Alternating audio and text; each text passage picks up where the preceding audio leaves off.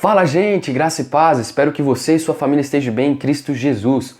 Bom, nós estamos aqui iniciando, mais um vídeo aí da maratona que nós estamos fazendo, a fim de responder, aquelas dúvidas que assombram muitos corações, qual é o meu propósito, qual é o sentido da vida, o que é que eu estou fazendo nessa terra, Então, meus irmãos, nós estamos no terceiro dia, estamos bem no início, estamos no terceiro dia, dessa etapa aí de 40 dias, E eu quero apresentar aqui para os irmãos, já de início, o tema aqui, desse terceiro dia, que é assim, olha, o tema desse terceiro dia.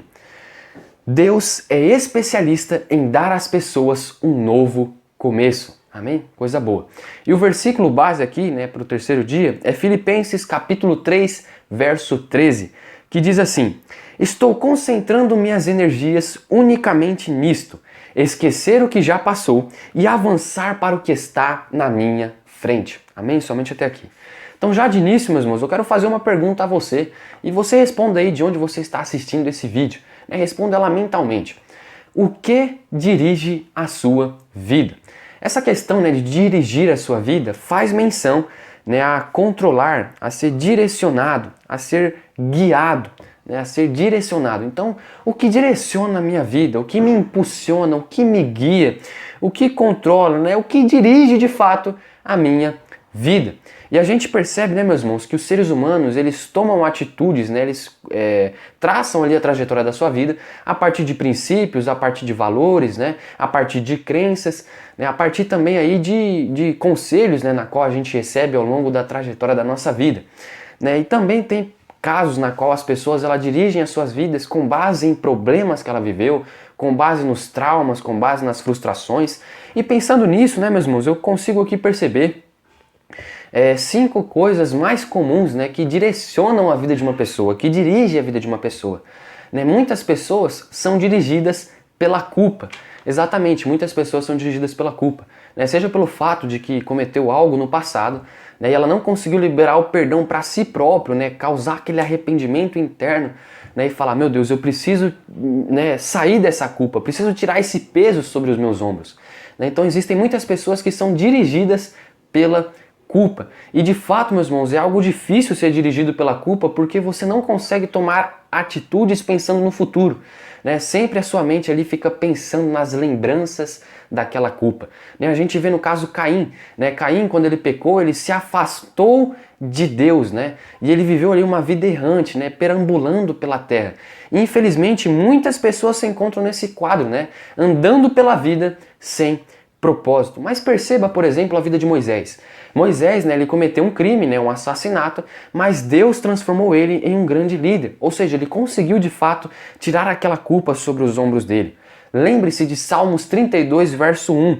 Como é feliz o homem que tem suas desobediências perdoadas e seus pecados, cobertos. Salmos 32, verso 1. Então o Senhor Deus tem o poder de tirar a culpa sobre os nossos ombros. Segundo, muitos são dirigidos pelo ressentimento e pela raiva. Uma das coisas, meus irmãos, que às vezes dirige as pessoas, ela se depara com algumas situações que podem frustrar ela, pode causar alguma raiva, algum ressentimento, e ela guarda isso para si, ela deixa isso para si e ela não libera o perdão. Uma das melhores maneiras de vencermos a raiva, de vencermos o ressentimento, é através da liberação do perdão. E tem uma frase aqui que eu achei bem interessante do Rick Warren, e eu queria ler para os irmãos.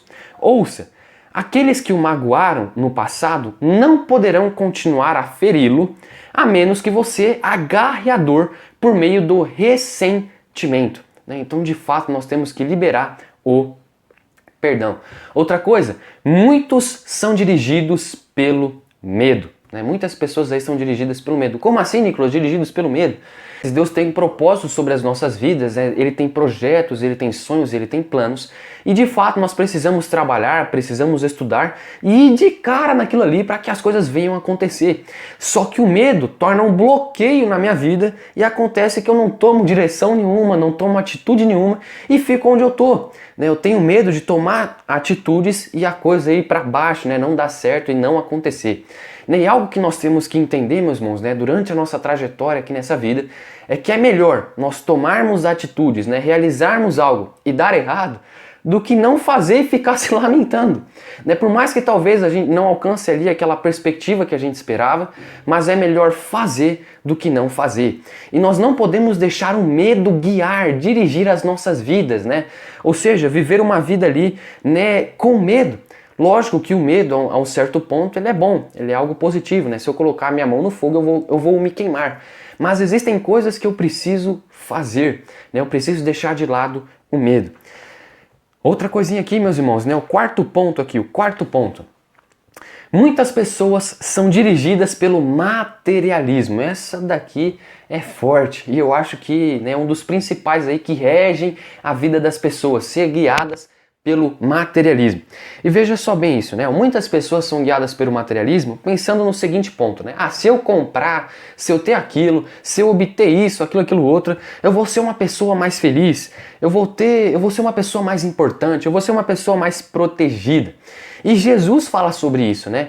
Que aquilo que alimenta a nossa alma, aquilo que nos torna importante, né? Nós não seremos importantes a partir daquilo que nós temos, a partir das nossas posses. Uma pessoa ela se agrada da sua presença a partir daquilo que provém do seu coração. Aquilo que sai do coração de uma pessoa é algo maravilhoso de se escutar, algo que de fato você se agrada da presença dela. Não pelas posses que ela tem, não pelo que ela tem. E vale ressaltar também que todas as coisas materiais dessa terra, é necessário tê-las, são bons? Sim, são bons.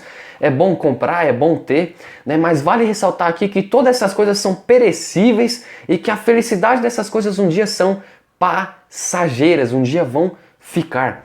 E a própria Bíblia vai falar que aquilo que existe de mais precioso é aquilo que nós não vemos, é aquilo que não é apalpável, que é a vida eterna, que é uma vida na qual nós podemos sentir a presença do Senhor, na qual nós podemos viver uma vida não através das falas, não através do que nós possuímos, e sim através das nossas atitudes. Então, muitas pessoas aí são dirigidas pelo materialismo. E para finalizar aqui o quinto, muitos são dirigidos pela necessidade de aprovação. Como assim, Nicolas? Muitos são dirigidos pela necessidade de aprovação. O Senhor Deus vai dizer que ninguém pode servir a dois senhores. E às vezes a gente fica tentando ali buscar a aprovação dos professores, dos amigos, do meio em que nós estamos vivendo. E muitas pessoas pensam isso, que a chave do sucesso é satisfazer os outros, mas não. Você tem que se preocupar naquilo que vai satisfazer a vontade de Deus. Amém, meus irmãos? Eu listei aqui 5 coisas, na qual aí pode regrar, na qual pode dirigir a vida de uma pessoa. Mas eu queria aqui listar agora 5 grandes vantagens de se viver uma vida com propósito. A primeira, conhecer o propósito de sua vida faz com que ela tenha sentido. Olha só que coisa linda. Quando a vida ela faz sentido, você pode suportar quase tudo.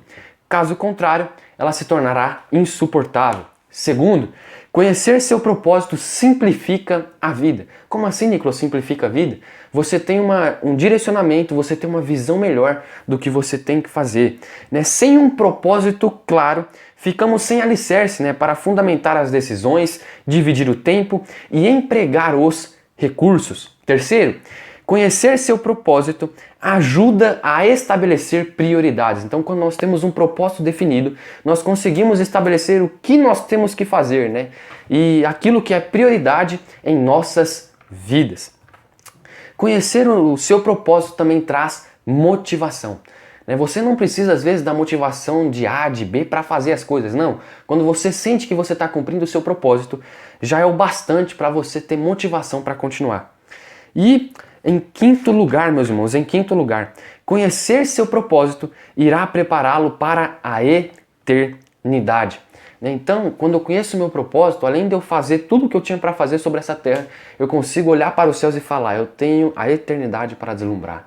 Eu tenho a eternidade para viver. Amém, meus irmãos? Então, eu terminei aqui a minha mensagem, a mensagem que eu queria deixar ao coração dos irmãos.